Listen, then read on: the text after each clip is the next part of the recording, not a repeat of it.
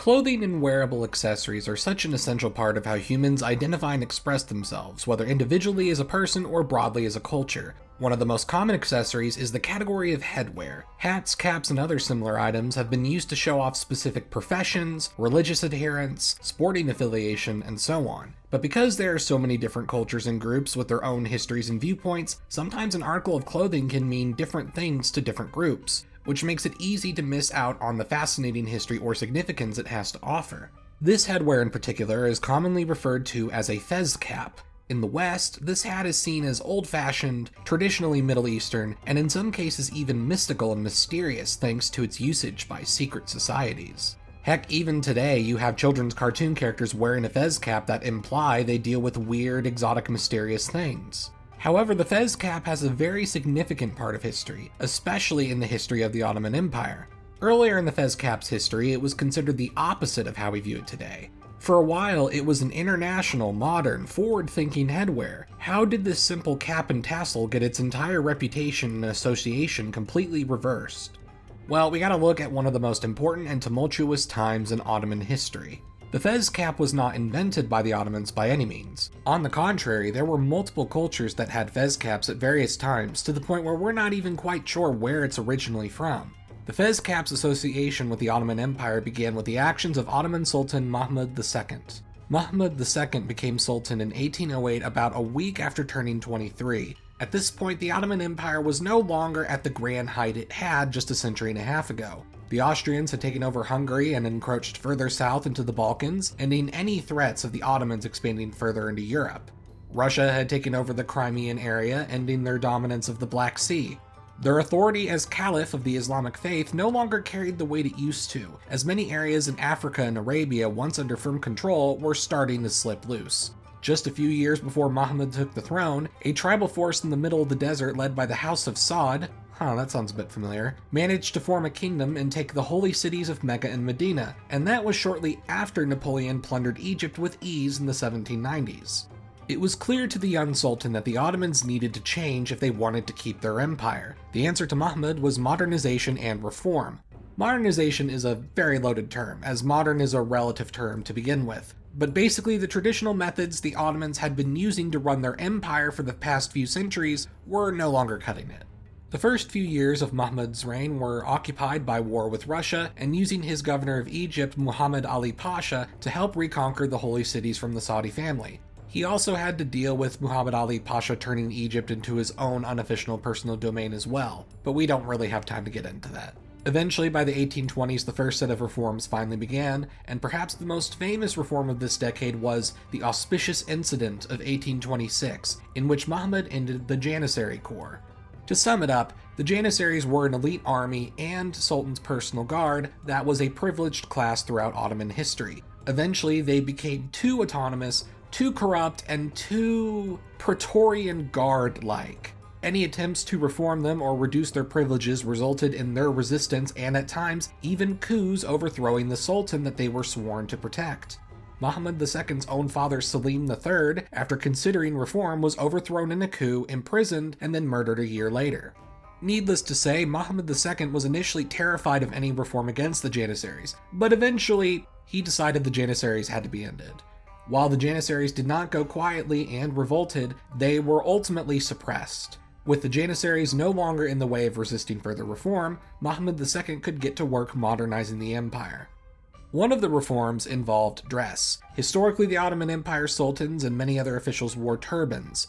Turbans were seen as an important symbol of Islam and authority, as Muhammad wore a turban. With the Ottoman Sultan also being the Caliph of Islam, wearing turbans continued that tradition.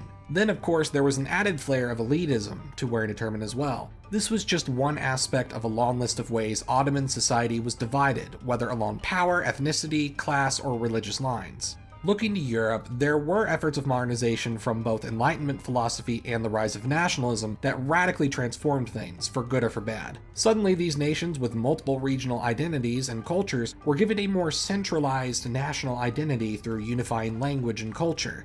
Obviously, there were still divisions, but it was clear that reforms based on creating a national identity that at least tried to unify divisions were seemingly having some positive effect. Why not try it? Mahmud II decided in 1827 to have the Ottoman military wear the fez cap as a part of its uniform, along with other updates to military dress.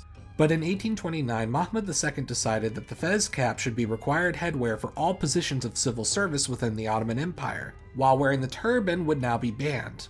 The genius of this move was that the fez cap was simultaneously neutral and universal for groups within the empire. As mentioned earlier, the fez cap has had connections at various times with many cultures, including Turks, Arabs, and even Greeks, meaning it was acceptable to virtually all groups. It had no division between Muslim and non-Muslim communities either. Then add to the fact that it replaced such a well-known and showy symbol of Turkish elitism, it was also seen as an egalitarian choice. By connecting with most of the empire, that meant the fez could also become a part of modern Central Ottoman identity, that hopefully could help ease divides between all the subjugated groups and the Turks. And this move was extremely successful. Well, it was successful at being adopted and worn. Those divides in the Balkans were never going to be healed. Mahmud II would go to begin what is known as the Tanzimat reforms, a series of civic, military, and cultural reforms that his successors would try in an attempt to further modernize the empire. The fez cap adoption being one of the earliest and most successful reforms led to the fez cap becoming a symbol of modernity and unity. Many political groups and international societies of all kind adopted the fez cap for that reason. However, the fez cap becoming linked with Ottoman identity would ironically lead it to losing that image by the 20th century.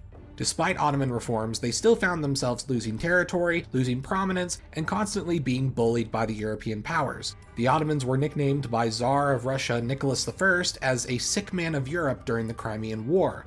While many of these reforms had decent success internally in the empire as a whole, they weren't enough to stave off European imperialism or unrest in the Balkans. While the fez cap overlapped with many cultures within the empire in the 1820s, by World War I the Ottomans were no longer spanning lands across 3 continents. So while the fez cap was a symbol of a unified Ottoman image, now that unifying image wasn't quite as broad anymore. Then it got wrapped up in Orientalism. Orientalism is a topic that could easily be its own video, but the general idea is that Orientalism is exoticizing the Middle East or Islamic world, and often to the point of stereotype and discrimination. One of the most common forms of Orientalism is this idea developed by imperialist Europe where they believed the West was modern, flexible, the center of progress, and the Middle East, on the other hand, was this exotic land lost in time, holding on to these mysterious traditions, backwards ways of life, unable to change. The range of Orientalism of this variety led to Europeans viewing the Middle East as this world for escapist fantasies, the setting of epic adventures into the so-called unknown, the most exotic place to take a vacation if you could afford it. Then, of course, there was just flat-out racism too, believing that because they were so behind and backwards, that it was for the best that Europe decided everything for them, for their own supposed good. Clearly, this was absurd. Europe obviously had plenty of ancient traditions that they still followed, and the Ottomans were clearly capable of progressing.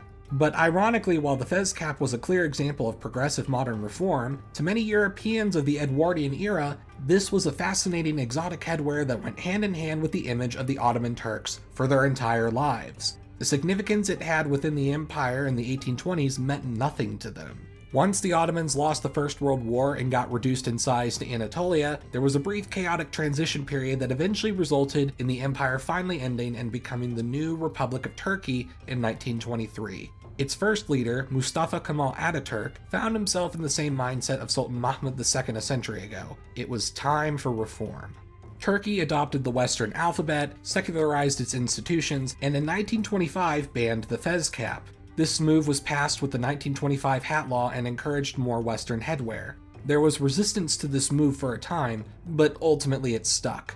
After almost a century, the image and usage of the fez cap in Turkish society had gone full circle, its image around the world fully reversed. Other societies and political groups around the world still use the fez cap, but it doesn't quite have the same ring anymore. But overall, it goes to show how perspectives can change in history in a relatively quick amount of time, and how even something as simple as fashion can change the course of whole empires. It's pretty neat stuff. I'm Emperor Tigerstar, and I'll see you guys next time.